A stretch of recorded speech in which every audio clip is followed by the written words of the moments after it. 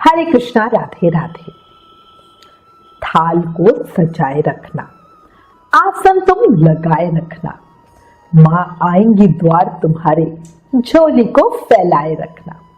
बोलो जय माँ वैभव लक्ष्मी। याद रखना, जब आप कर्म का फावड़ा चलाओगे तब अपने निकट माँ लक्ष्मी को हमेशा पाओगे। इसलिए कर्म अच्छे करते रहो और माँ लक्ष्मी सदैव आपके साथ रहेंगी। इसी के साथ कार्तिक महीने में माँ लक्ष्मी की कृपा पाने के लिए ये कहानी सुने। इस कहानी को कहने सुनने से माँ लक्ष्मी प्रसन्न होकर भक्तों पर कृपा बरसाती है। उनके जीवन में धन धान्य सुख संपदा और वैभव आता है। बहुत ही सुंदर और भावपूर्ण कहानी है।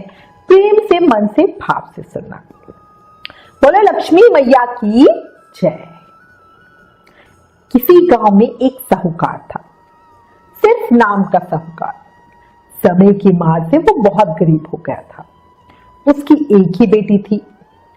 साहूकार विचारों का धनी था। और कलयुग में तो क्या होता है ना, जब समय बुरा आता है तब इंसान को भगवान ही याद आते। इसी से वो पूजा पाठ जाप आदि सब बहुत नियम से करने लगा। उसकी बेटी भी पिता की तरह ही बहुत सुंदर, सुशील और संस्कारी थी।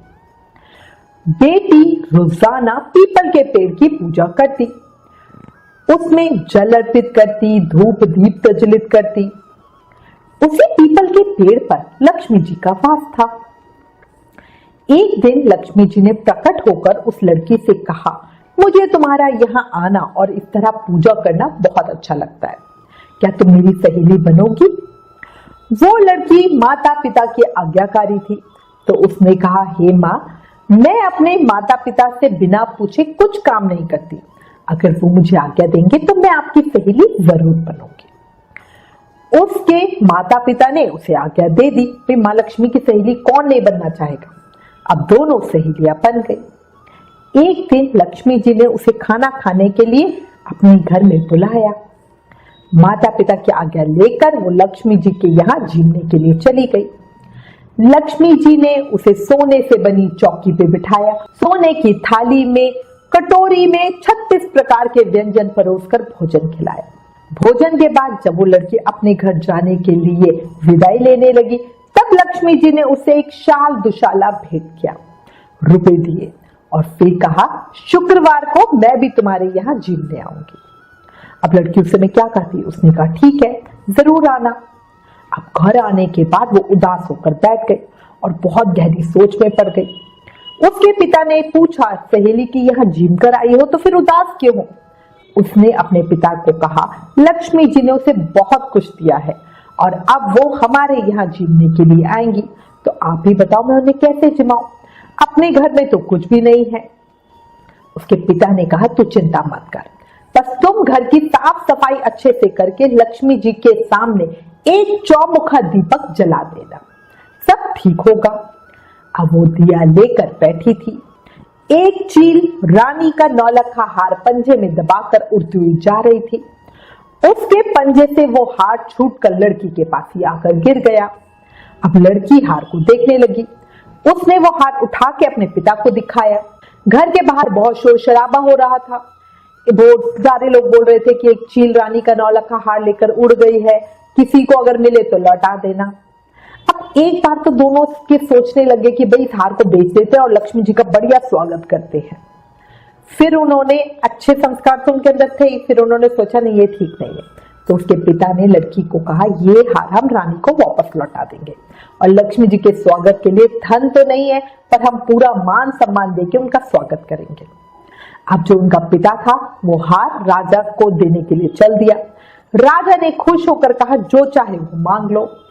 जो उसका पिता था उसने राजा से कहा कि बेटी की सहेली के स्वागत के लिए शाल दुशाला, सोने की चौकी, सोने की थाली, कटोरी और 36 प्रकार के व्यंजनों की व्यवस्था करवा दो।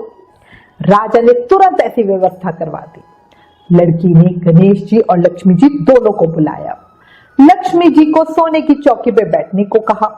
लक्ष्मी जी ने कहा कि मैं तो कभी किसी राजा महाराजा के घर भी नहीं बैठती हूँ, मैं नहीं बैठूंगी।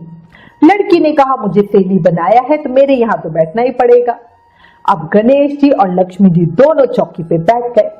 लड़की ने बहुत आदर सत्कार के साथ प्रेम पूर्वक उन्हें भोजन करवाया। लक्ष्मी जी बड़ी ही प्रसन्न हुई। अब भोजन वगैरह के बाद लक्ष्मी जी ने विदा मांगी तो लड़की ने कहा, आप अभी यहीं रुको, मैं लौट कर आती हूँ, तब आप जाना। और वो कह के लड़की चली गई। अब लक्ष्मी माता चौकी पे बैठी बैठी उनका इंतजार कर रही थी। अब जहां पे लक्ष्मी जी हो वहां तो घर धन धान्य से भरना, भंडारे भरना स्वाभाविक सी बात है। तो लक्ष्मी जी के बैठे बैठे ही उस घर धन धान्य से भर गया। जो झोपड़ी थी वो महल बन गया और खूब धनी धन हो गया। अब इस प्रकार साहूकार और उसकी बेटी बहुत धनवान हो गए। हे माँ लक्ष्मी, जिस प्रकार आपने साहूकार की बेटी का आतिथ्य स्वीकार करके भोजन किया उसके घर में विराजित हुई, उसी तरह हमारे पास भी हमारा भी आमंत्रण स्वीकार करना, हमारे घर पधारना और हमारे घर पर भी पूरी तरह से विराजित होना, हमें धन धान्य से परिपूर्ण करना। बोलो लक्ष्मी मैया की जय, गणेश जी महाराज की जय। मैं उम्मीद करती हूँ माँ लक्ष्मी की ये सुंदर कहानी आपको बहुत पसंद आई होगी। माँ लक्ष्मी के श्री चरणों में आपके लिए एक प्रार्थना।